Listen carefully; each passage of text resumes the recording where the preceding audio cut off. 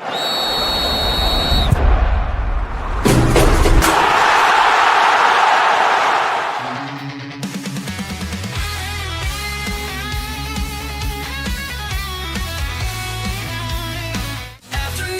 show, we own the night.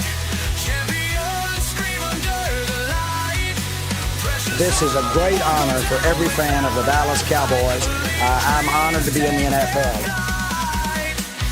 Heroes fall and legends rise. Twist of fate in our eyes. Heads held high, never compromise. What can I say? Mamba out. Take that flight.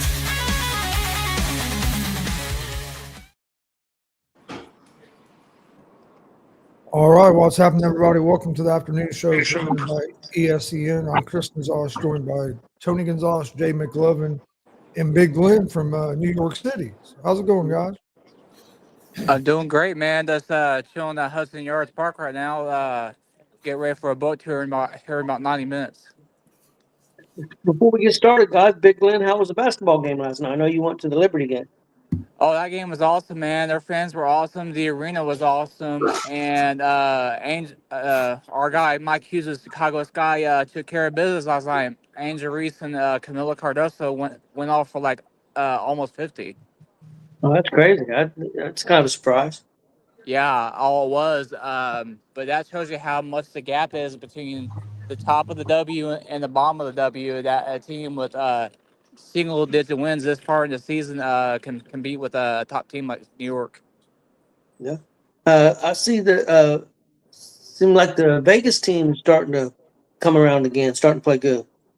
Yeah, unfortunately, especially with us being right next to them in the standings, like 3 through 7 has a good chance at a potential home court advantage in the first round of the WNBA playoffs. So And it's before we move on, since you're here, I hadn't necessarily planned on talking WNBA, but what were you thinking about the Fever? I know you're a big Fever fan, so I know we've had a lot of injuries. What are you thinking? honestly, I think we'll make the playoffs. I'm not sure if Caitlin will be back this year or not. I think what is going on with the Fever, but more so on the Caitlin Clark side of things, is that they've known that she's gonna be out for a while and are not gonna say anything until the very last minute. But I see the Fever do making the playoffs at least. Okay. Yeah, I think they'll make the playoffs. But yeah, losing well, the last player we lost, and I'm having a brain fart on her name. I don't know how. Oh, But Cunningham. yeah, Sophie, yeah. That's a big loss because she's a really good player, but I thought she added something to the team attitude wise. Most definitely, yeah. We played Minnesota tonight. Nafisa Collier is questionable, but she's been out already, so it looks like she's going to give it a go tonight. So One other question before we move on for you: did you get your WWE tickets yet? no, I'll be getting that next week. Okay, I Yeah. knew you. I knew you was. I thought you was in line for it, so I didn't know. I went and looked at the prices because I want to see what I know I can do, especially now that some of my San Francisco plans changed. I mean, I'm still going out to San Fran next week, but I wanted to know how much it is and how much I can work with it. So I got a good idea on that. So I'll be getting those next week. Okay, cool. Hey, real quick.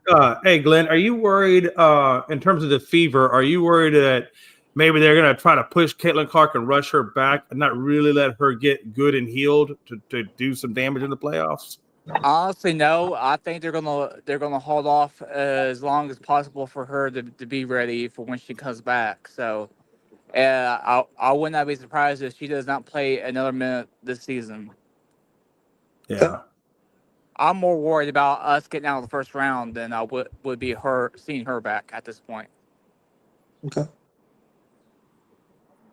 Do you see a case where maybe they would try to play the first round without her, and then if they won, maybe her come back if they thought she was 90%?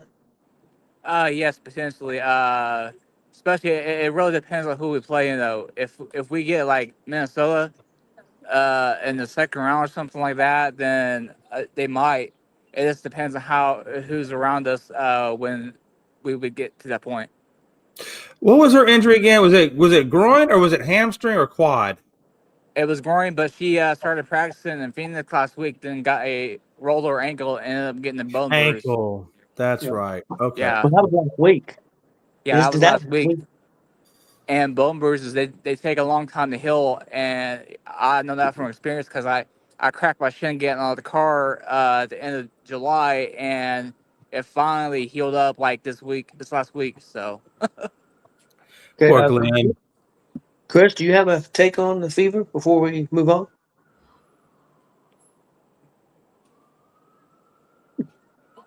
No, I agree with what Glenn's saying. I think Clark might be out the rest of the season. I think they might. Every time she tries to come back, something happens. I think they're going to just shutting her down and trying to get her completely healthy for next season, get a fresh start. That makes sense. I hope that's what they do. Because I'm sure I hate for her to come back and then really do something really bad, you know. Yeah, I think it would be if you guys were like actually like in the WNBA finals or something, like Halliburton, then yeah, you might push her a little bit. But you know, you guys haven't even started the playoffs and you're already hobbled as hell. So I mean, your chances, honestly, your chances of getting the title are probably slim. And if you do try to push her and your titles are slim and she re-injures or gets worse injury, well, then you lose her for a whole nother season. It's almost like you're better off letting her heal and then come back when she's really, really ready to go. But I also understand the power of Caitlin Clark's name and butts in the seats and the finances and all that. So yeah, I get all that's involved in that. I kind of agree with Glenn. I think they already know they're going to shut her down, but they haven't announced it because once they announce it, that's going to hurt the ticket sales and everything else for the rest of the year. Yeah, it makes sense. I agree with that 100% as well. And a big difference between Clark and Halliburton too is that Halliburton was healthy all season up until then, basically, where Clark hasn't been healthy almost the whole season. She's been in and out of the lineup, so it's like if you're having that much trouble, there's no reason to push it. Do you think some of her injuries though is because of the rough play that other players are doing on her, that the hard hits and things like that she's taking? I mean, is that just? I mean, what is she going to have to do to combat that? Does she need to bulk up a little bit more, or what does she need to do? I feel like some of that is just some of the hits and things that she's taken. I think her body. Go ahead, Glenn. Yeah, I was gonna say I think some of her body changed when she added on some muscle mass. Her body wasn't used to having that extra weight on it over the off season. Yeah, So I think some of that is the reason why she's had issues this year. But I think once she gets back to full form next season, I think she'll be all right. Yeah, I really don't think it's the physical contact because they were this physical with her all last season, if not more physical, and she didn't have these injuries. So I mean, I guess you could say some of it a little bit could be because of it, but like I said, she made it through a whole year last year with just as physical or more physical play. Yeah, especially it could be a little bit. Carter. Yeah, it could be a little bit like what Glenn's saying. Adding a little bit more weight to your frame and a little more muscle, which she did over all season. If you saw her, she did get bigger. Maybe her body hadn't fully adjusted to that change, or I mean, injuries just happen sometimes as well. So yeah, it'd be hard to pinpoint the exact cause of it, but I see your point, OJ. I mean, that could have had something to do with it, but I don't think that'd be the main thing just because she didn't get hurt last year going through that. Yeah, and ankles are tricky anyway. I mean, when you come down, any number of things can happen. I mean, that's the downside of basketball is ankles and Achilles, it seems like. You can just step wrong and roll an ankle. Yep. I know, and that's another thing too. I blame the shoes, damn it. They used to wear high tops that would kind of give you a little bit more ankle support, but now they got these low quarter shoes, and then you really don't have a lot to help that ankle out. I heard Tyrese's shoemaker, Puma. I heard they've been kind of iffy as far as injuries and stuff over the years, man. So I used to have a pair, and those wasn't too comfortable, honestly. So, but that just me personally. So, Right. All right, guys, let's move on to a little baseball. Don't have a whole lot. There wasn't a lot of games yesterday. We did have the Red Sox defeat the Yankees in that game one of their series 6-3. Some of the series getting ready to happen. Of course, we got the Reds getting ready to play a big series because they're only a half game out of the wild card now since the Mets lost last night. The Mets play the Braves and the Reds play Arizona. So we'll see what happens there. We got the Dodgers in San Diego, probably the biggest series of the weekend. That happened last week, but it was at LA. This time we're at San Diego, and Dodgers are up 1 game on San Diego, so it should be a good series. We got the Astros at Baltimore, and we got Oakland at Seattle. So some big series, guys. We're winding down, getting close to about around 30 games left in the season. Chris, let's go to you first, and then we'll go to Jay and let him talk about the Astros, and then we'll come back with Glenn and me.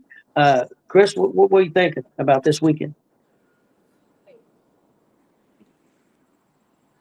Excuse me. Should be a fun weekend of baseball. Damn it. Stay here the whole time, listen to everybody fine, and it's my turn to talk and or coughing. But no, but no, the Reds have a big weekend, like you said. You have the Arizona Cardinals. The Mets lost last night, so the Reds lost their last game, and the Mets were off. And then the Mets lost last night, so we didn't lose no ground there. So now we need to pick up a win tonight. We won the last series. Like I said, if we just keep winning series, the Reds are sitting in great position, really, because you still have a series against the Mets. You still have the series against the Cubs.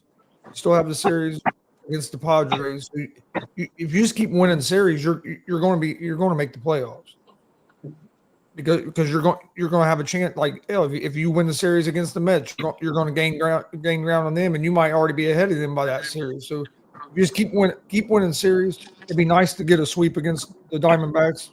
So, I mean, at this time of year, every win is important. But as long as you win the series, once we at least get 2 out of the 3, I will feel real good about the weekend.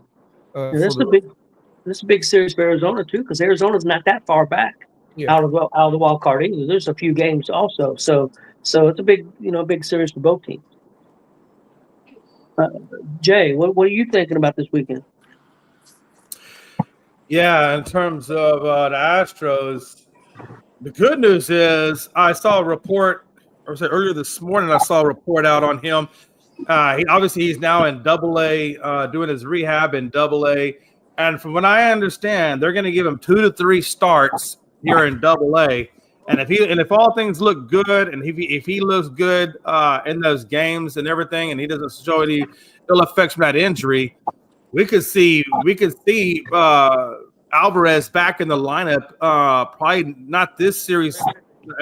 I would say probably the 3rd series after this one. I think we'll see him back. So I think he's just a couple of weeks, and I think we get Alvarez back in the lineup, and that's huge because then he slides into the DH spot, which we desperately need help there, as well as then probably pushing Sanchez back into left field, which gives us two left baddies. And if we get Jake Myers back, probably during that same time period, hopefully, then I think the Astros are going to hopefully start to shift. We already picked up Craig Kimbrell, to alleviate the closing spot and put Abreu back as a setup man, and then have Kimbrell as our closer up until the point where we can get Hader back. So they just got him as a rental for that. And I like that. I mean, he's an older guy. You get him cheap. He'll come in to do some spot innings. Hopefully he'll do some good spot inning work for us in closing. And that would hopefully help out our bullpen, which has been a big need for us, is bullpen help. So I expect to see, we took the win yesterday. Sanchez had a 5-hit game. The guy's playing really, really good now. Hopefully he continues that as we go along. But yesterday we got the win yesterday, 7-2, and Jake Alexander did a great job. I'm a little worried about tonight's game because Lance McCullers is coming back off that blistered finger. And he's 2-6. The guy he's going against tonight is 2-6. They have roughly about the same ERA. But if Houston's bats don't keep track with Orioles bats, then it could be a rough night for us tonight. Right now, we're the underdogs because of our pitching. So it's going to be interesting to see how tonight goes. I'm not a big fan of Lance McCullers. Have not ever been a fan of Lance McCullers, to be honest with you, because he's always hurt. But so I'm a little nervous. I ain't gonna lie to you going on the mound tonight, Gonzo and Chris. I don't know what to expect. Glenn, I don't know what to expect out of Lance. Hopefully he gives us a good start. But with Lance, you just never know. It's a crapshoot. Yeah, Chris, do you know who the Reds got going tonight?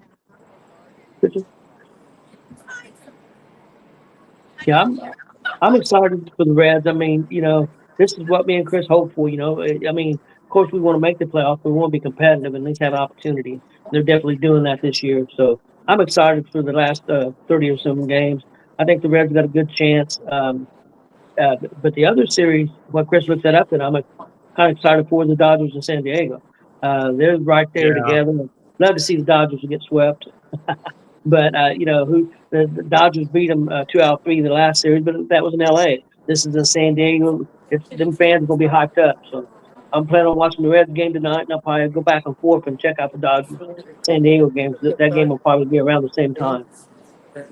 It's a Littell. That's who I thought it was, but I wasn't 100% sure. Is it Little or Littell? Littell, Little. I think it's Littell, I actually. think it's Littell, I believe. Because every time I think it looks like Little, they'll pronounce it like what Gonzo did, Littell, and I'm like, okay, I didn't. Yeah, it's pronounced Littell, I'm pretty sure. Big Glenn, your thoughts on baseball, the Reds, or any of the teams? Well, I hope that we can keep up with the Mets and get ahead and pull away of those guys. So looking forward to that. I'm also looking forward to Yankees Red Sox tonight. So I'll be Yeah. there in person. After I get done with the boat tour, I'll be heading up there. So it's gonna be a fun night of baseball, that's for sure. You got a prediction on the game tonight? Do what? You got a prediction on the Yankee Red Sox game tonight?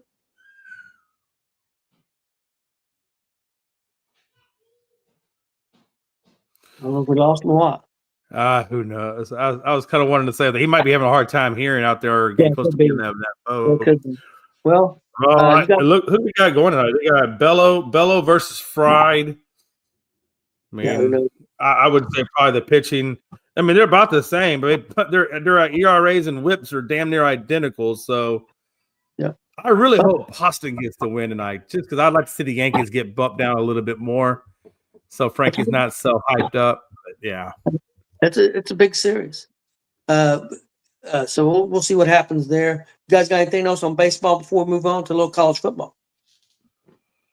no, I think that was all I have. But it really wasn't too much, really, in terms of that. I don't think going on in baseball other than that, really. Wasn't very many games yesterday. It was off day for a lot of teams. Okay, guys, got the first college football game tomorrow at noon. I believe it's on Fox. No, I think it's on ESPN. Excuse me. Number 17, Kansas State takes on number 22, Iowa State, and they're going to be in Dublin, Iowa. Dublin, Ireland. Excuse me. I don't know what the hell I'm saying. Could have been Iowa for all we know. Yeah, who knows? But yeah, it's going to be in Ireland, so I think that's pretty cool. I'm sure they're going to have a big crowd there. Chris, didn't last year when them was Ireland didn't know McAfee and them go over there? Yeah, it was this weekend last year, but it was Georgia Tech and Notre Dame, wasn't it? no, Florida State. Florida State. Okay. Georgia Tech upset Florida State there in Ireland last year. Yeah, it was a real good game too. I remember that. So just to let everybody know, it should be a good game. Kansas State's got a real good quarterback. A lot of people have been talking about, and Iowa State is a pretty good team too. So they're in the same division too. So already a division game to start the season. So you guys got any thoughts on that? I just felt like it should have been Notre Dame in the Ireland game. It's weird seeing Iowa State and Kansas State playing in Ireland. To me, that just has. I mean, obviously Notre Dame is Irish. It just seems like it should be them playing somebody over there.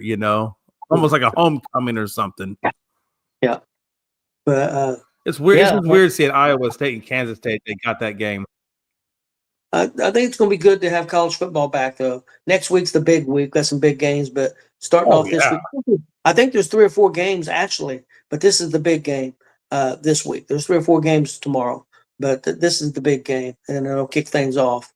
Okay, guys, let's move on to a little sports news, and I got some NFL. First thing I wanted to bring up, I didn't have it wrote down, but I know he's not here, and I know what he would say. He would say, okay, let's put it this way. New England got destroyed yesterday, 42-14.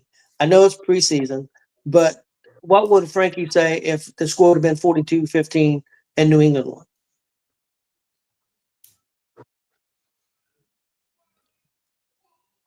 He would have been all over it. he'd been a little hype. He wouldn't been. He don't get too hyped for preseason because No, they scored 40 something earlier. that's true. Earlier in Yeah, the he's a little preseason. hyped up. He got a little hyped up, but not like he would have if it had been. No, regular he season. knows. But he knows that spring's not. The early football. Preseason's not that big a I deal. didn't But realize there was preseason games on last night. yeah, Giants went crazy. But Yeah. I don't think New England had hardly anything playing either. I don't think they had much in the lineup. I will tell you though, Jackson Dart just really continues to solidify. I mean, again, this is preseason, so I don't want to go too crazy like y'all guys are saying, but still, I mean, he's got 87.5 completion rate in game 2. I think he had a little over 86 or something like that completion rate game 1. I mean, he's putting up some really good numbers. So I don't know. I mean, I get his preseason, but man, and that's another team we talk a lot about Cleveland and their quarterback room, but we don't really talk a lot about New York. I mean, if you look at New York, they got Russell Wilson, Jackson Dart, and Jameis Winston, and some guy who nobody cares about after that. I mean, they got their own little quarterback little room over there. I'm kind of curious to see how that still all goes throughout the season. Right? I know Russell Wilson will get the game 1 start, but Yeah. there's a lot of competition over there. Do you guys think maybe as something happens in the season and people lose quarterbacks, then maybe Winston could be a trade piece? I mean, Yeah. I mean, if somebody like, let's say, for example, what about New Orleans? I mean, they're kind of shallow over there. They got Rattler and they got Show, but maybe if something happens to Show or Rattler, I mean, you never know, right? Yeah. Yeah, I could see Winston ending up somewhere. Yeah, I think so. I wouldn't be shocked if that don't happen, especially with the way Dart's playing. I think Dart's going to be a real good. I don't know if he's going to be a superstar. I think he's going to be a real good quarterback in the league. But I thought that for a while now because of the experience he had in college football. But we'll see. We'll keep track of that and see. But I think he's going to be good. Maybe not right away, but I think he will end up being a good quarterback. Let's see, guys. We got a trade. San Francisco picked up Brian Robinson from Washington for a 6th-round draft pick. So, Chris, what do you think about the San Francisco getting Brian Robinson? I think it's a good pickup. Good pickup for him. He'll be a nice addition to have. Be a good change up from McCaffrey and the other running backs that they have. And I mean, McCaffrey gets hurt sometimes, so it's always good to make sure you have a solid guy and some depth at that behind him and some depth at that position behind him, just in case. But yeah, I think it was a solid pickup for the 49ers. Yeah, I agree. I thought they didn't have to give up a whole lot. Yeah, they didn't give up much. And like I said, the reason I thought it was a good pickup because, like you just said, McCaffrey, you never know. He's had a season where he got hurt. He's had seasons where he didn't get hurt. So you just don't know. And so I think it was a good pickup for him. Jay, what are you thinking?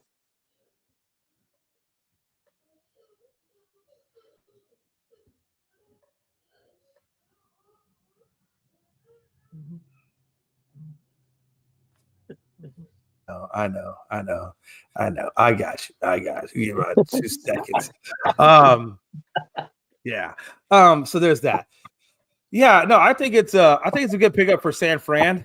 Christian McCaffrey, as everybody knows, is always prone to injury as much as he's used throughout that offense via passing or running. So it's good to have an insurance policy behind a guy like that. And I think Brian Robinson is a good enough running back. He didn't give up nothing like Chris said. He gave up a 6th-rounder. God, that may or may even pan out in the league. So, yeah, he really didn't give up anything to bring him on. I'm more concerned about Washington. I don't think that was a good move at all on their part unless they really, really feel strongly about the guys coming up behind Eckler, because Eckler is another guy that can get hurt quite often. And so, I mean, the only thing I could think of is these 2 guys or 3 guys that they got behind them, they must have a lot of confidence in them to give up Robinson and give up a proven running back for them. So they must really be high on them in camp. Yeah, Robinson was in the top half of the league last year in average yards per game. Yeah. He ranked like 12th in the league last year with like 60 something yards. He averaged like 60 something yards a game. Yeah. So I mean, and he had a career year last year too. Like all of his numbers were career numbers. So it is kind of surprising that Washington got rid of him. Yeah, I mean, if you look at, Austin Eckler he's averaged about 4.8 on 77 carries, 367, but he was hurt last year, and that's my problem.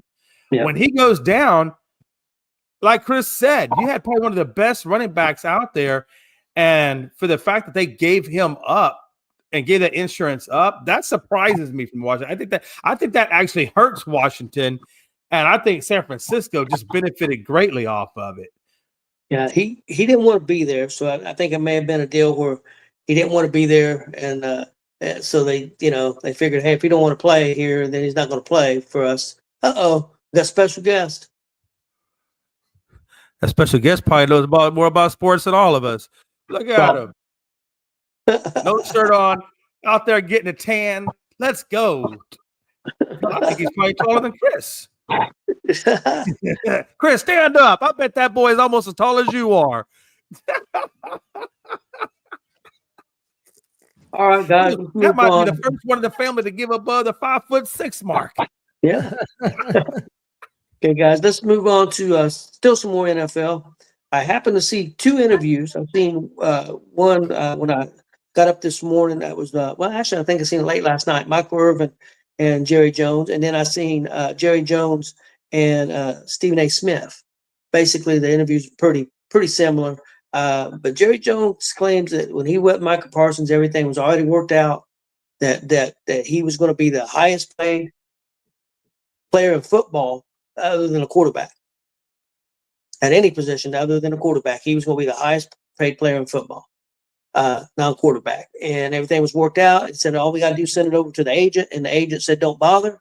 He said, this has got to be negotiated. I'm not even looking at this. And so wanted to get your thoughts on that. Jay, let's go with you first. What do you think? I mean, I understand where Micah Parsons is coming from because, they hire these agents because these agents know how to read the fine print, all the small print that maybe the players aren't really noticing or looking out for. So it's good to have, you almost want your agent in there just to make sure that what you're signing and what you believe you're signing, that the verbiage matches what you're thinking and what he's thinking. So I understand why you want your agent. I would want my agent in there too. Look, I'm paying this guy, right? I'm paying him, and he's taking a good percentage of my contract. So if he's taking some of my money, you better damn well believe his ass gonna be in there right along with me because I got to make his ass work. I can't, what's good to have an agent if you're not going to talk to him and I'm sitting there paying money for that? No, I'm sorry. You're going to talk to my agent. But at the same time, if he is being given this highly lucrative contract with the guaranteed money, you don't want to let it pass you by either. So that's a tricky situation. I think Jerry just needs to talk to but Jerry did. That's one thing too. Jerry actually reached out to Mugalata, or how you say that guy's name. And Mugalata, or Parsons' agent, told Jerry Jones that he could take the contract and shove it up his ass. So at some point, you got to say, okay, yeah, Jerry Jones really screwed a lot of things up. But at the same time, if my agent is telling Jerry to take the contract and shove it up his ass, maybe that's not the way I want to be represented either. So I think there's a little bit on both sides of the equation that can be better. But at the end of the day, Micah Parsons, you better wake up because you get a fully guaranteed contract. You're getting everything you asked for. You're going to be the highest paid non-quarterback out there. I mean, get it done. I'll tell my agent, hey, get your ass in there. Let's get this done. If all the verbiage is the way it needs to be, let's go.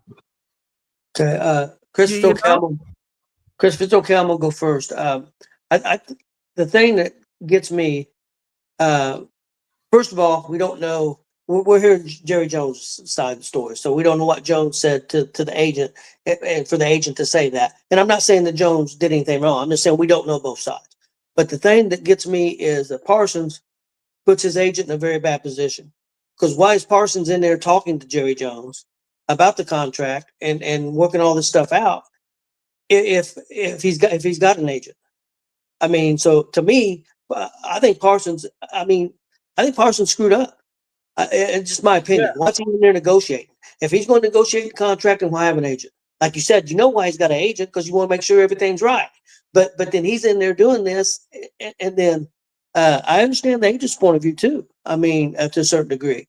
I think Parsons, I think Jones loves the limelight, and too, you know, I think so.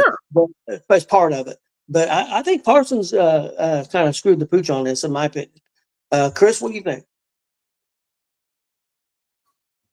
Yeah, I think everybody was all over Jerry Jones that this was all his fault, and I'm not saying he didn't have no fault in it, but I kind of agree with you. But I put some of the blame on Parsons, and I put a lot of the blame on his agent as well. Right.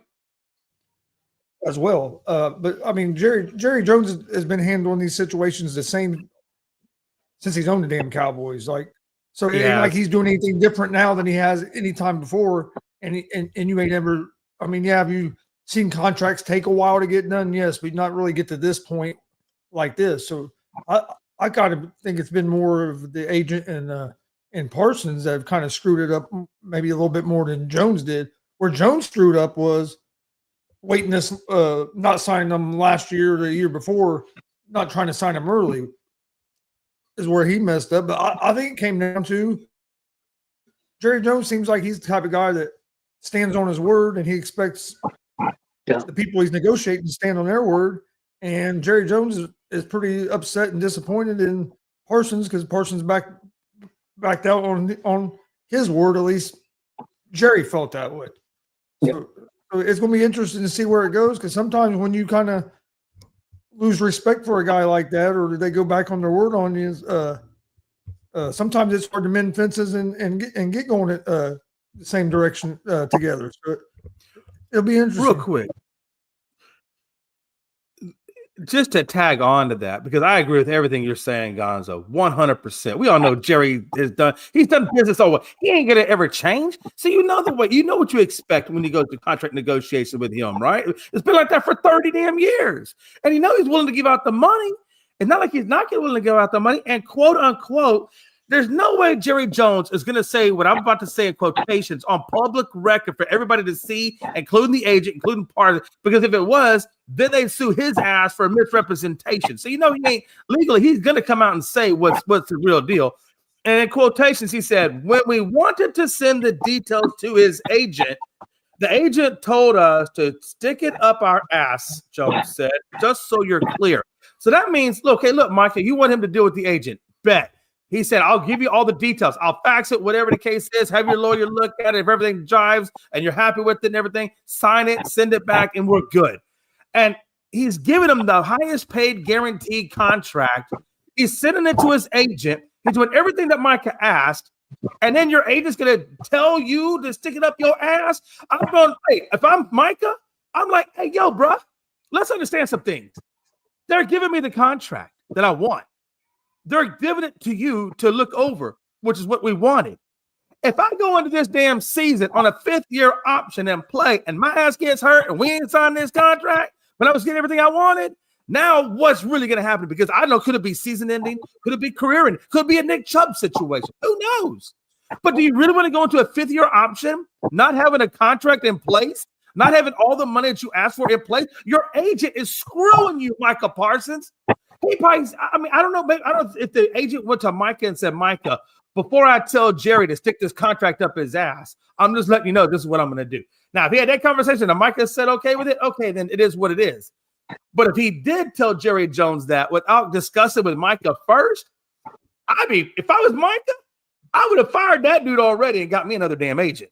And what it kind of sounds like to me is that Micah had a deal worked out that told his agent, and his agent felt his agent got greedy. His agent felt like, well, if I'd have negotiated that, right, it'd be a hell of a lot more. We're not doing that. I could have got more than that.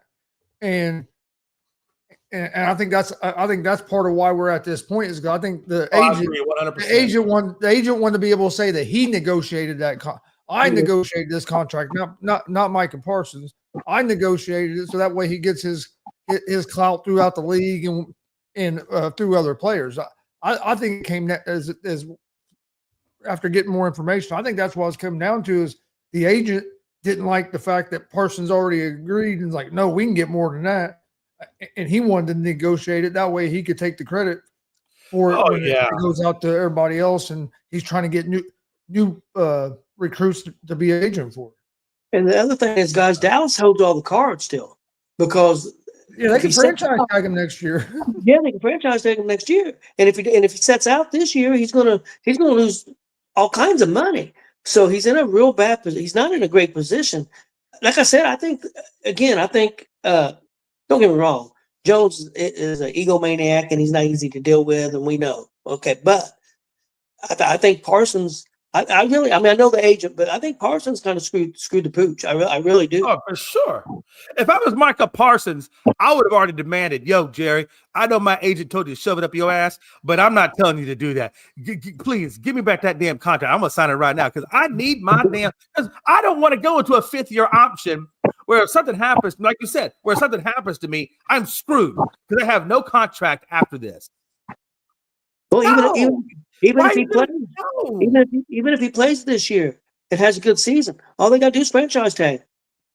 And then you're on another year of bullshit. Yeah. If you get injured, that's 2 years that you got to make damn well good and sure that you don't take a season-ending or a career-ending injury. then they can You don't know franchise- football, that happens. They can franchise tag him for 2 years. Yeah. There you go. That's even 3. So yeah, like, dude, what are you thinking? No, don't shove it up your ass. Give me my money. Bring that crap over here. I'll wipe it off with some toilet paper. Let's go.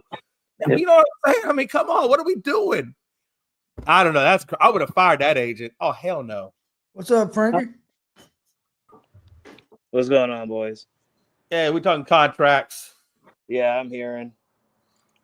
But don't you, Frank, what do you think about that? Isn't that crazy that you get all the money you get? I mean, you got to think, Micah Parsons needs to step in and tell his agent, hey, you're screwed because you're screwing me right now. Well, do you know the contract that was discussed? It didn't give out the details yet. It just says that it was the highest non-quarterback contract. So you got to think it's more than what Myles Garrett got, and the guarantee must be pretty significant. But no, they haven't released the exact details of it.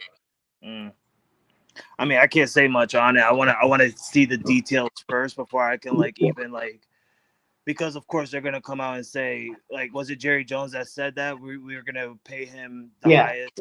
Yeah. See, so like Jerry Jones could go out in the media and say that, but until details come out, because there's no way, like, if the agent and Micah Parsons is trying to become the highest paid non-quarterback player in NFL history, I would guarantee that Micah Parsons and the agent will take it. I'm not gonna, the agent's not gonna sit there and just tell Jerry to like stick that contract up his ass. Oh no, he did. No, he did. He did. No, I know he what did, I'm but I'm saying like he wouldn't tell Jerry that unless like if it was for that, like if it was that contract that we're saying like the highest paid, I'm pretty sure that agent would have said that. He would have said, yeah, we're gonna take that deal. But if he's sitting there telling Jerry Jones to take the current contract that he just offered him and shove it up his ass, then it's definitely not highest paid non-quarterback money. Frankie, I'm not sure on this, but the way that I'm taking the story, and I could be wrong, that they were going to send over the contract, and before he even got the contract, he told them to shove it up his ass because he wasn't looking at that. He was going to negotiate. All this was going to be negotiated with him. So I don't even think he even looked at anything that's been decided between him and Parsons. That's the way I took it. That's just the impression I got. Now, I don't mean that's true. It's just the impression that you only hear one side of the story. You're hearing Jones. Right, exactly. And I feel like that agent, Michael Parsons' agent, wants to do a face-to-face. Let's sit down in a conference room, me, you, Micah. Like we're gonna discuss this out. And Jerry doesn't like to do that. He doesn't like to do that. He likes to do behind closed doors. I'm gonna send you this. You can sign this. Or hey, you're my player. Let's not talk about agent. Listen. I've watched America's Team on Netflix, and I have a lot of insight on Jerry Jones and how he owns a team now, and it's really scary. So like I'm gonna stick behind the players honestly. Like right now, after what I've seen, like it's really scary on how Jerry owns a team, and I can't sit here and say, like I said, I can't sit here and blame Micah for not taking the money because I'm pretty sure he wants to take the money.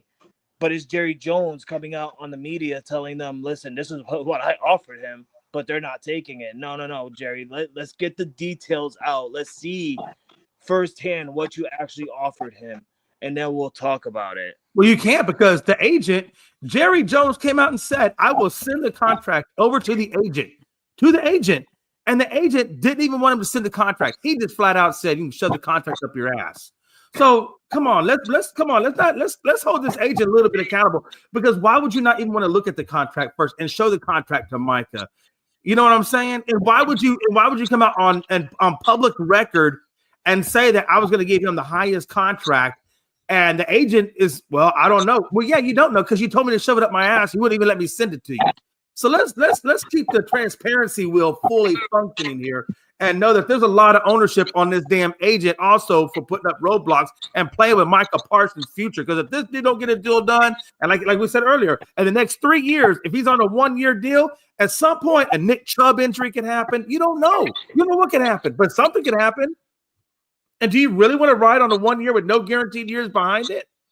That's kind of dumb to me.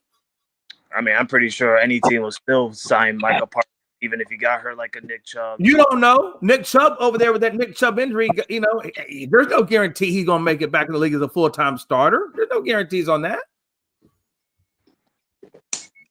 I mean, you could have said the same thing about Tom Brady when he tore his ACL and shit. And I mean, I don't know. I don't know the extent of an ACL, but let's be honest. Tom Brady really doesn't take too many hits. I'm not saying he doesn't take hits, but he don't take too many. But Tom is smart with the ball. He's smart with the ball. I just feel like I'm not gonna go into another year without some sort of insurance policy to back my ass up. So if I do take a serious injury, I know I got money still coming in my bank account. I don't know. I wouldn't do it. Well, then that's the thing. Why I think Micah messed up is because they know how Jerry is. They knew this, and why did Micah go in there and negotiate all this on his own and not have his agent there to begin with? He just, when Jerry started trying to negotiate with him, he said, "Look, I don't want to do this. Let's get the agent in here and let's work this all out." And he did. He put that agent in a position he didn't want to be. And I'm not saying the agent didn't mess up too. I'm not saying that. I think you can throw blame at all three parties. But I think Micah, kind of like Bret Hart. Bret Hart screwed Bret Hart. I think Micah screwed Micah. Yeah, I mean, I still think, and I'm still hoping that something's going to get worked out before we go into week 1. But, you know, you never know. So we'll see what happens. I hope for the best. Yep. Okay, guys, let's move on. I got a little League World Series update. U.S. Championship game is Saturday at 3:30 p.m. Features Connecticut versus Nevada. And the international game on Saturday is at 12:30 p.m. on both games on ABC. It's Chinese Taipei versus Aruba, and the championship game of the Little League World Series will be Sunday at 3. I want to get with Chris. Hey, Chris, who you liking in the American game and who you liking in the international game? Well, I want to say Connecticut because that was the team I picked to begin with in the United States Championship game. But Nevada beat Connecticut earlier in the tournament. And then Connecticut was able to come back. Connecticut battled their way back through the consolation bracket, and was able to beat South Carolina. Was it South Carolina they ended up beating, or South Dakota? One of them. I think South Dakota. Las Vegas was lucky, I think, to win yesterday, and comeback win against South Carolina. I think it was. And they've been pretty good. But I kind of lean toward Nevada, but I think I'm going to stay with the Fairfield, Connecticut team to win the United States. And who's in the international? Chinese Taipei and Aruba. Yeah, I think Chinese Taipei wins it. I think they're going to win the whole thing. I haven't got to watch all the games, but I've watched quite a bit, and they've been the most dominant team I've seen on either side. They have the pitching and they have the offense. Now they have that one guy that throws like. One dude throws like 80 miles an hour. It's like the equivalent to like 108 mile per hour fastball in fucking major leagues. Yeah. Like it's crazy. Yeah, I agree with you. I'm going with Chinese Taipei to win it all, but I'm going to go with Nevada to make it for the American side. But I think Taipei is going to win it all. And again, those games at 12:30 and 3:30 tomorrow, and the championship game at 3 p.m. All those games on ABC. So Yeah, that uh, switches from ESPN to ABC for the yeah, final I games. think there's one more game on ESPN, a consolation game. I Yeah, think the on Sunday. consolation games. Yeah. On Sunday. So And they have a Uh, the home run derby. I think it's on ESPN today. I think okay, tonight Uh, they do the little league. If you haven't watched that, that's pretty fun to watch too. The Little League World Series home run derby. okay, I might try to check that out. Guys, you guys got any take on that on the Little League World Series? Yeah, I don't know much other what kind of what I've heard from Gonzo, but from everything I've heard from Gonzo, especially that kid's got an 83 mile an hour fastball. I would definitely not take Aruba. I think Taipei kind of has that one a little bit on the advantage side. On the other two, I'm just going Vegas odds, baby. So I'm going Nevada and Taipei getting the wins. Okay. What about you, Frankie? You got any take on this? Yeah, I'm going Connecticut. All right, because that's the closest Yeah. the closest to my area. I'm going Connecticut. The hell with Vegas. I feel like Vegas is always winning something. And then the other one, I'm gonna go Aruba. I seen those kids face off against. I think it was Japan the other day, or some Chinese team. I'm not trying to be racial or anything like that. I just don't know their team. Yeah. They definitely had those little kids crying at the end of the game, though. I think it's a little messed up to laugh at these little kids crying because like they're Yeah. little kids. You feel me? But then again, it's like, suck it up. I'm on them. My inner Tom Hanks comes out. Like there's no crying in baseball. No There's crying. There's no crying. crying. Right? Like, why are you crying? You pick your head up right now. You shake those kids' hand and you say, "We'll see you again next year." That's all you got to do.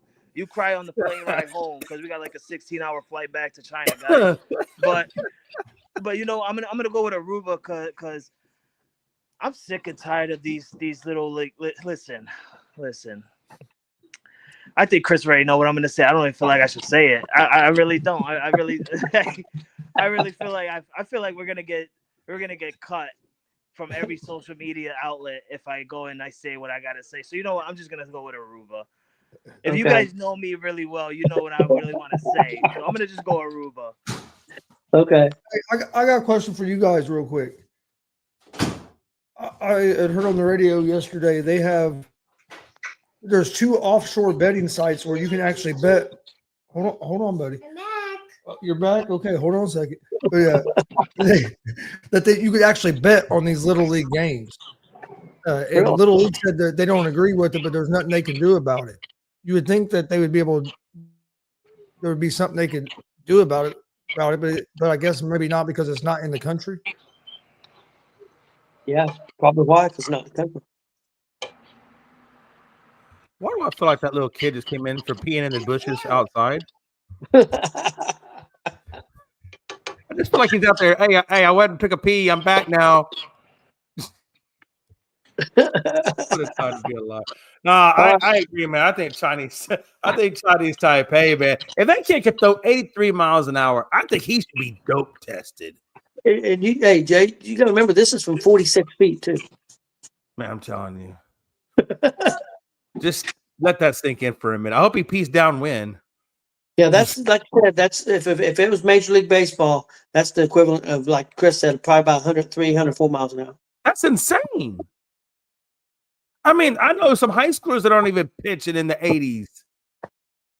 All right. Well, hey, I'm just saying, I think there should be some drug testing going on. I feel like there's a needle somewhere going into his butt somewhere. Okay, guys. You guys got anything else you want to talk about before we go to the hot seat and top tens? No, I just wanted to tell Frankie, man, hey, what's your prediction for, since I don't think you're on here, what's your prediction for going against Boston tonight? Oh, we're gonna get the win.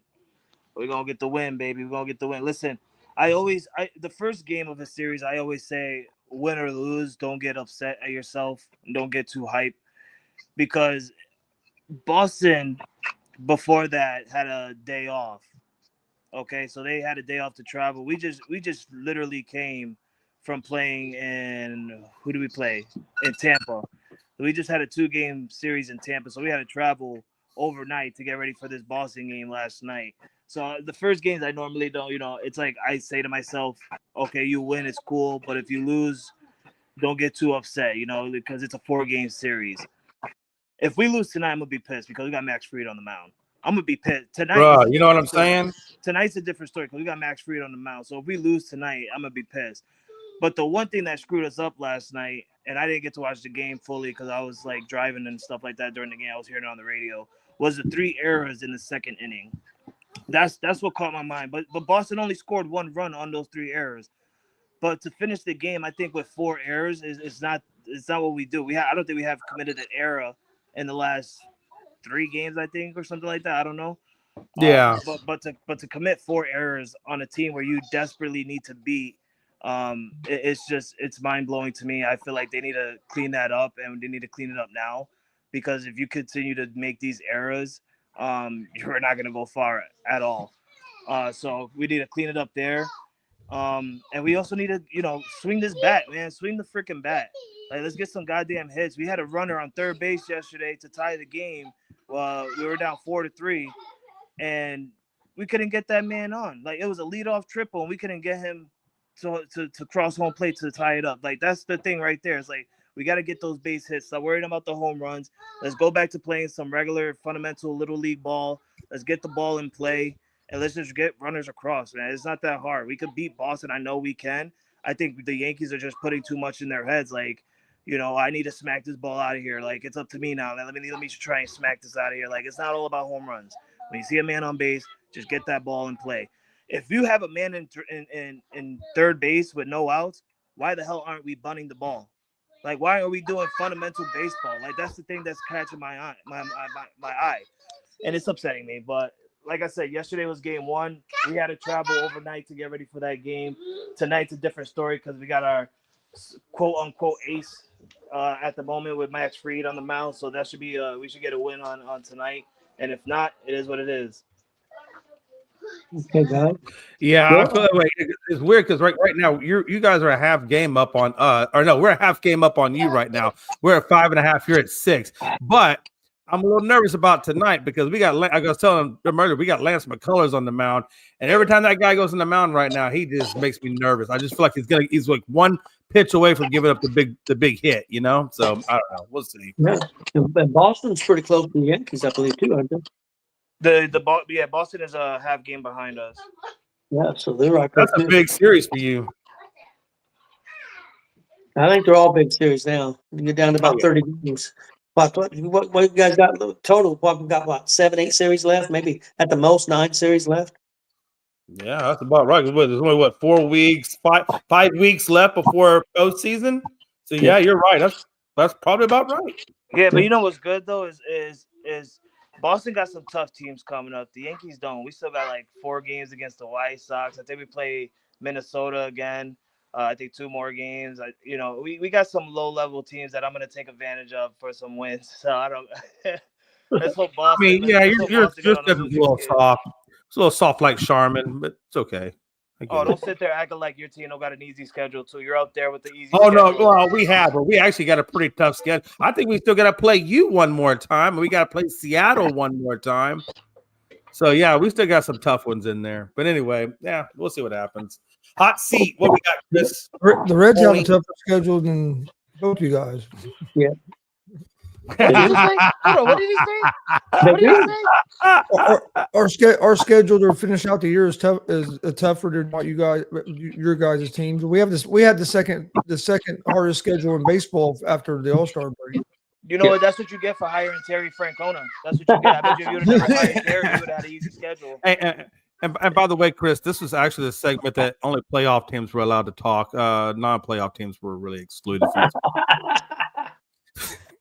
After tonight, when the Reds win the playoffs and Astros miss the wild card, we'll see who's crying. Oh, I'm already crying internally. I didn't tell you that. You didn't know that? All I right, cry guys. every day. I cry to sleep, man, every day. But remember, Now, Jay, there, it's gonna be okay. No, It'll be okay. no. It'll be Frank is okay. gonna give me a hard time, and then Chris is gonna give me a hard time, and then Tony's gonna give me a hard time, and then all of a sudden now this little 3-foot midget that comes in and out of Chris's door, it's gonna give me a hard time. They're all giving me a hard time, Mel. So it is what it is. Anyway, hot seat. What do we got? All right, guys. First one is Just wait. Next time he comes in here, I'm gonna have him give you the double bird.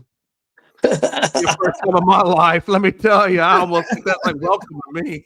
all right, guys. Dream sporting event that you wish you was there. Any sporting event, the one that you wish you was there to see. Frankie.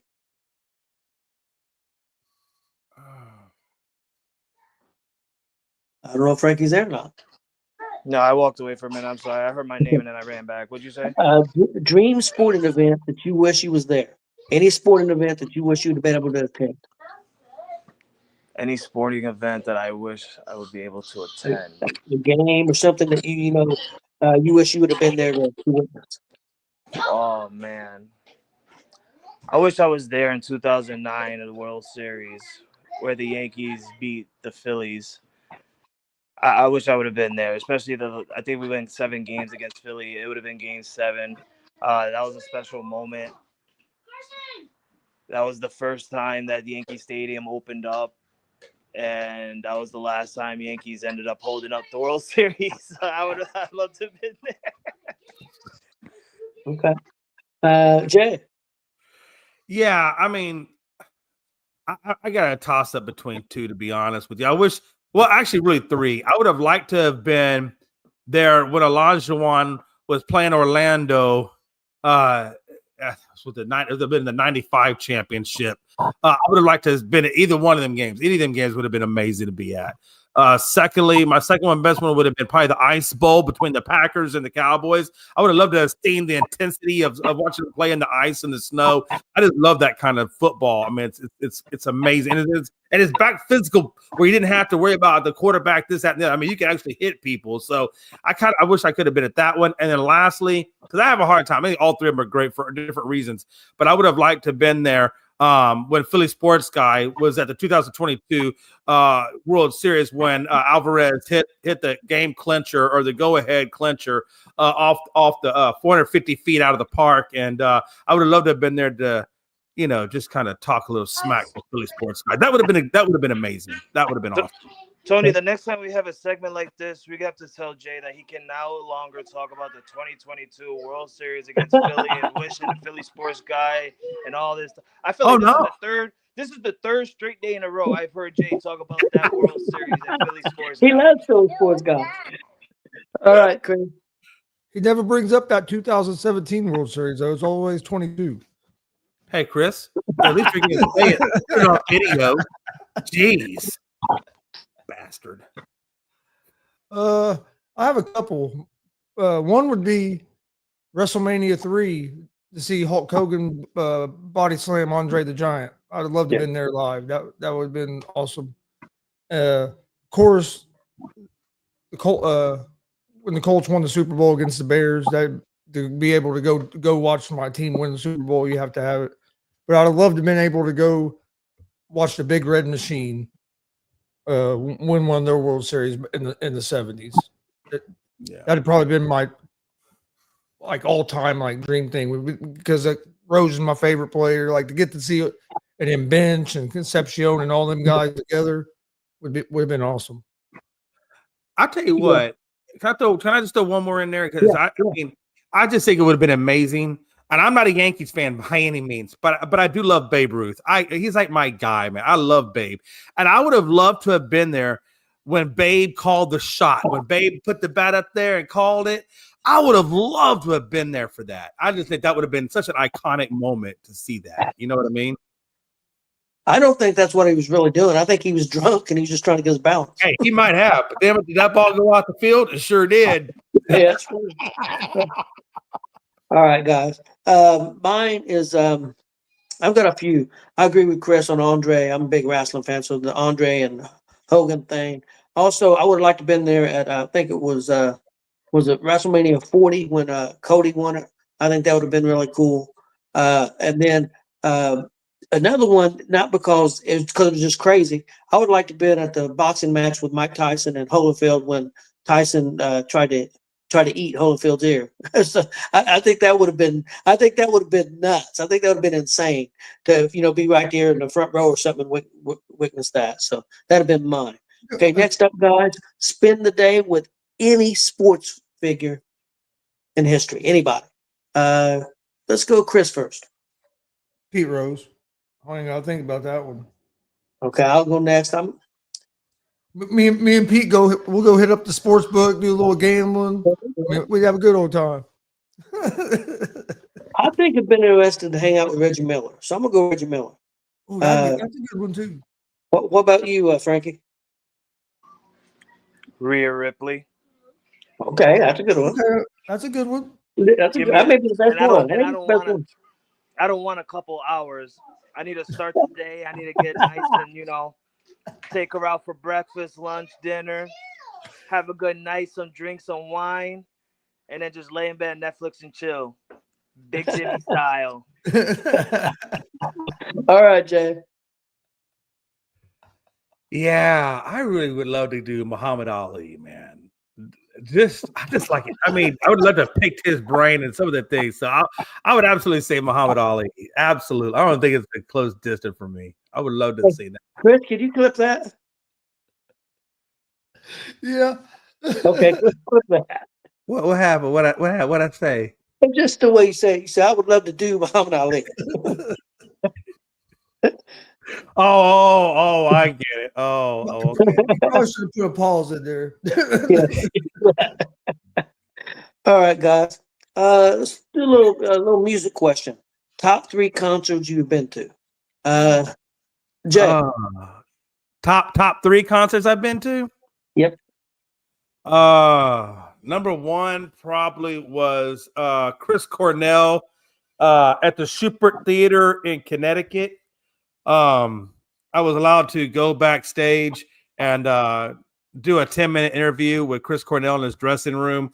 It was phenomenal, man. Phenomenal experience. That's probably my number 1. My number 2 was I got to go backstage and hang out with Guns N' Roses and Velvet Revolver, featuring Scott Weiland, and Alice in Chains opened them up, and I got to go in there and hang out in both dressing rooms and talk to Alice in Chains and them. So that was pretty dope. And then my third one would have been Theory of a Dead Man. I got to go on the bus and hang out with Travis Collier and do an interview with him. That's where I got a lot of these autographs and stuff. So those would be probably my top 3. Frankie? So don't think of me as some weirdo, but I've only been to one concert my entire life. Okay. I'm not a big music person. I'm not a big concert type of guy, unless like my wife wants to go or something. But even then, I don't even go. The one concert I only went to was Lil Wayne in Saratoga SPAC. I got to see Lil Wayne there, and it was pretty legit. I liked it. It was dope. I was definitely drunk. I was definitely high. It was fun. But ever since then, I've never been to another concert. I don't know why. It's just me. I don't like concerts. I'm not the type of person that like to be around a bunch of people unless it's wrestling. I can't be around a bunch of people just jumping around, dancing next to me, because if somebody bump into me, I'm that type of person that's like, I'll smack the shit out of you. Why are you bumping into me? Like, it's not that serious. Okay, Chris, what about you? Mine would be Tom Petty. I have to say John Mellencamp, because we were sitting second row. We sat second row, right in dead center of the stage. And then my other one would be the one I just went to last week, Snoop Dogg. Snoop Dogg concert I went to last week was one of my favorites I've been to. Like I said, it was awesome, and plus I think some of it was there were so many people there because you had like 40,000 people there at the baseball park. Mine. And then like Alice Cooper and Rob Zombie would be right up there as well. But look at all those men cheeks he's showing. Hold on. I don't know if you can see it, but it's autographed. I got to take this backstage, and I got 2 Live Crew to autograph it. I thought it was pretty dope. You got that autographed by Muscleback Women? You probably haven't seen asses that look like this in your lifetime. I don't want to see asses that look. I mean, like that's not some even that's some high. Hey, that's some high quality stuff right there. That ain't no bush Ew. league. high quality. That's Okay, like guys. that's not even jiggling or moving. That's just straight freaking hard. Like, ew, Bounce the footer off of it. that's Oh, nasty. Yeah, mine would be Mellencamp. Also REO Speedwagon. Got to see them. I think we was like second row or something for that. And, Austin, my grandson, that was his first concert. And he got some drumsticks thrown to him. So them two, and then my third one. I've been to a lot of concerts, especially when I was younger. I bet you have, you free loving mother lover. Probably Brian Adams. Me and my wife sat front row, Brian Adams. So I'm gonna say probably that one. But I've been to a lot of good ones. That's the one where you conceived Chris, didn't it? No, this Chris was probably about 5-6 years old at that time. Okay, guys. Okay, any band you wish you could see in concert that you haven't seen? Jay? Oh yeah. Man, there's so many good bands out there. I would say at the top of my list would be Led Zeppelin. I don't think anything could ever top that. If I could ever see, and I think they're actually doing a last hurrah tour or whatever you want to call it. But for me, it would have probably been Ozzy Osbourne, Queen, or I would say Black Sabbath, Queen, or Led Zeppelin. I think all three of those concerts would just be freaking amazing to see live. Okay, Chris, what about you?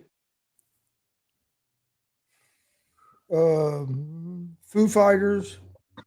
I haven't got a chance to see them live. I like to see Foo Fighters live. The Rolling Stones, because I'd love to take Austin to go see the Rolling Stones as well, because that's one of his favorite bands. Yeah. And then probably Metallica would probably be another one I haven't seen. I would like to see. You should go to the Foo Fighters. I think you can get them at a reasonable price, and you would enjoy it. They put on Dave Grohl puts on a really good show. Oh, I think you would enjoy that. They would. Chris. I just haven't got a chance. I got to see Black Sabbath with Ozzy, and that was awesome. That would be the best.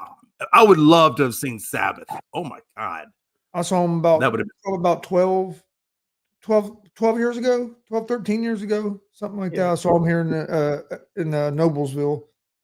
Yeah, I know Noblesville real well. I've been to that venue quite a few times, and I love it because the way that venue is, it's so easy to get autographs there. Because the way the back door where the bands go in and out of, you can sit right there on the median, which is city or it's public property, and literally you're probably about maybe 10 to 15 feet away from the door they go in. And if you catch it just right, you can usually get a lot of autographs there. That's what I love Noblesville. Is it the Egyptian Room? I think inside there, if I'm thinking correctly. No, that's in Indianapolis. That's Indianapolis. There's another one though, but it's Noblesville, Indiana, because that's where I went to Austin. Yeah, that was it used to be called Deer Creek, and then it changed to Ruha. Yeah, It was that's Verizon for a while. Okay, so you know the venue I'm talking about. Yeah, it's outdoor venue. Yeah, Noblesville is. Noblesville's outdoor. It's an amphitheater outdoor. This one wasn't an amphitheater though. It was inside. It was indoor. If you're talking about the Egyptian Room, that's the Marat. Yeah, it's Marat in Theater. Indianapolis. I'm thinking it was called the Egypt. I just know it was inside of a building, and you know it's that building because, like I said, it's got like a parking lot behind it, and there's that one little door. You know what I'm talking about? Yeah, it was the room the Egyptian Room. It was just all standing room. There wasn't Yeah. You're talking about the Marat, and it's in Indianapolis.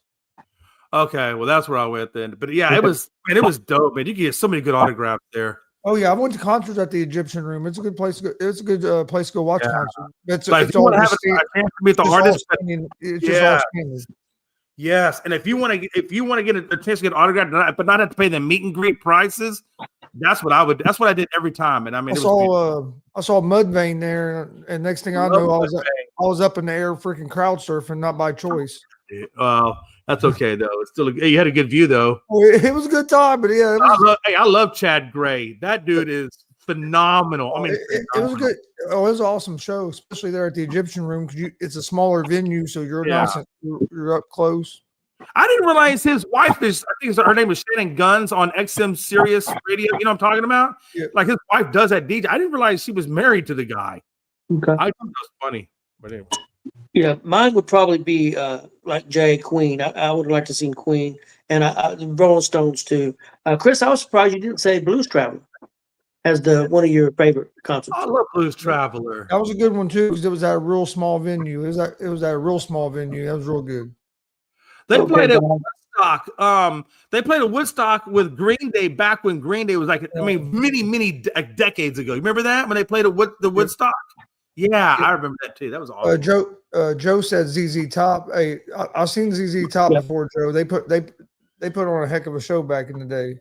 You know what's funny? My aunt graduated high school with Billy Gibbons. Because they're from Galena Park, initially Galena Park, Texas, and then way back then. But yeah. Okay, guys, I got one last hot seat. What current NBA player, if you could, you would add to your team? Let's go Frankie first. Doc Gildress Alexander. That's who I would pick too. That's who I was going to say. Because I not only is he a great player, I think he's at least all the interviews I've seen with him and stuff, the dude's a really good dude. Yeah. I'm really impressed with that dude. What about you, Chris? Before you go, Chris, I just want to say if anybody says Kevin Durant, I'm killing you.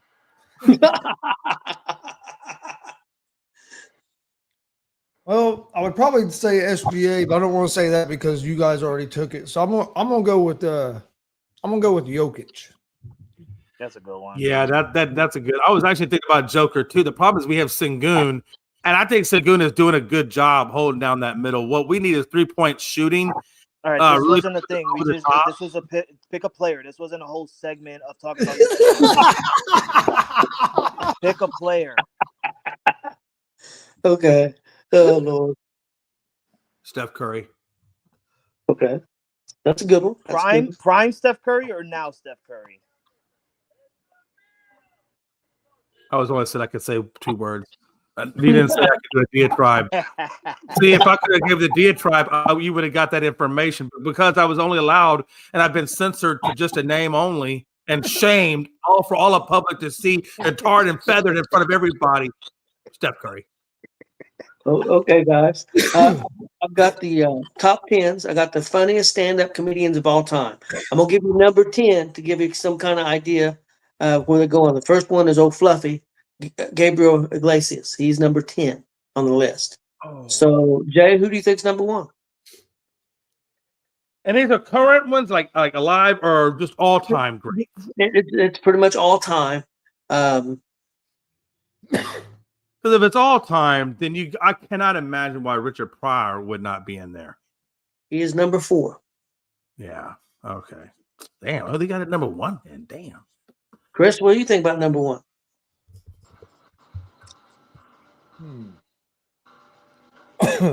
Pryor would have been one of my guesses. I'm gonna go with Eddie Murphy. Number 6. On the list. Because he was big he was real big back in the day with his specials. Yep. What about you, Frankie? You got a guess? I love comedy. If I don't get this right, I'm gonna be a little upset with myself. Dave Chappelle. Number 2. Oh my god! Hey, Frankie, Dave Chappelle is the funniest comedian I've ever seen live. We got to go watch him live here in where we live at in Muncie. And dude, I've never laughed that hard in my life. That was I bet. hands down the best show I've ever been to. I'm sure Dad's been maybe a little more comedy than me, but Yeah. I'm sure he probably agrees because that was great. That's the best comedian I've seen live. My favorite comedian is Richard Pryor. I thought he should be number 1 on the list, but yeah, Chappelle's Joe had a guess. George Carlin. George Carlin is number 1. That's what I was thinking too, is George Carlin. Okay, guys. George Carlin and possibly Chris Rock. But yeah. Chris Rock is number 7. Yeah. Okay, so we've got 1 and 2. We've got 4. We've got 6 and 7. So we still got a few here. Who's number one? What's the I didn't one? hear who was- Sam, what's the one that yells a lot? Sam, whatever his name is. Sam Kennison. He did not make the list. Yeah, Sam Kennison. He didn't make the list. Number one was George Carlin. Yeah. Oh.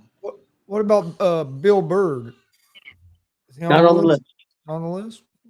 Kevin Hart Not on the list. makes sense. Chris Rock? Yeah, he mentioned him. Oh, here, Number I said seven. that. Number seven. Adam Sandler. Not on the list. Wow. Will Ferrell. Not on the list. Wow. Them old SNL guys. Yeah, They, remember, Farrell didn't do a lot of stand up. I mean, he did some, but not. Remember, did stand up. I get that. I get what you're saying. What's his name? Hey, hold on. Seinfeld. Jerry Seinfeld. Bill Cosby's not on the list. Is Seinfeld on there? Cosby's been on a different list. Jerry Seinfeld is number 8. Okay. Oh, here's another one of his guys. A comedy guy. Hey, what about that one dude? Rickles. Don Rickles did not make it. Oh, come on. That dude has to be in the top 10. He should be, but he's not. Let me give you the list, guys. Number 1 was George Carlin. Number 2, Dave Chappelle. Here's one that he was really funny, and then he went to TV and he didn't do stand up that much. Robin Williams. Number 3. Number 4, Richard Pryor. Number 5, I think this guy's way too high. I wouldn't have him. I mean, he's funny, but I wouldn't have him on the list. Louis C.K.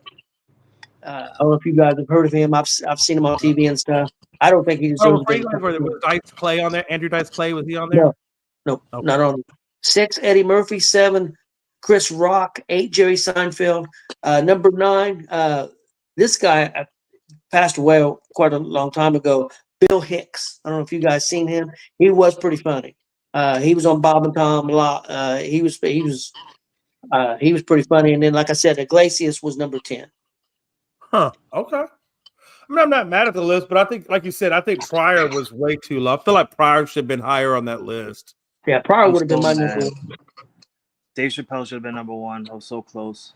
I mean, I wouldn't be mad if Chappelle was number 1. I love Chappelle. I think he's hilarious too. I mean, if you want to have Chappelle 1 and then Pryor 2 and then go from there on the list, I love George Carlin, but I think he's probably like around 3 or 4. Dude, You know, the Chappelle show was fucking awesome. So, Yes, it was. Yeah. I remember the first time I seen that, man. I couldn't believe the shit they were doing. That show was great. The very first one I seen was the one with the dude was in the Ku Klux Klan and he was blind and he didn't know he was black.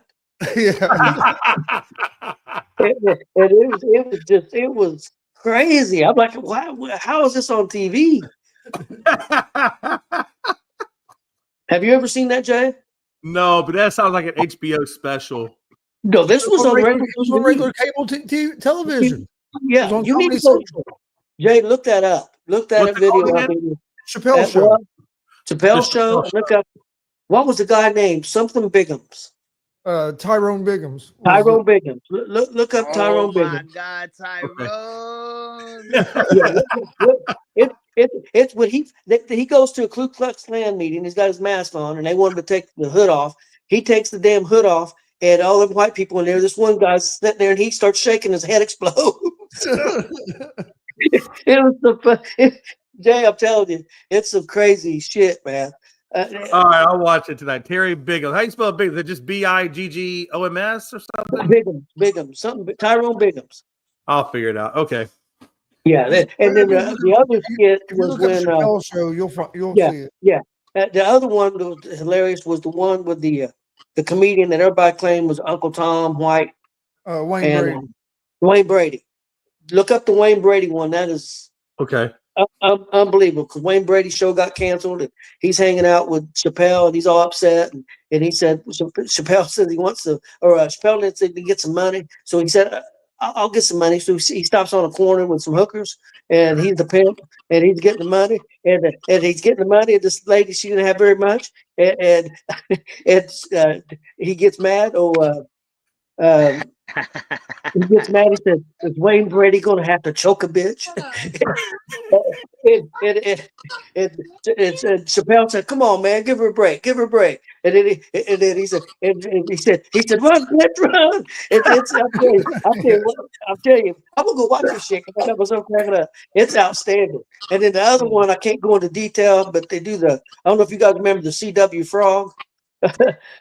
I can't go into massive detail about that, but instead of saying where he would say "mammy," Al Jolson, was a take on the Al Jolson character, but they got this frog and he's dancing around, but instead of saying frog, he's saying the N-word.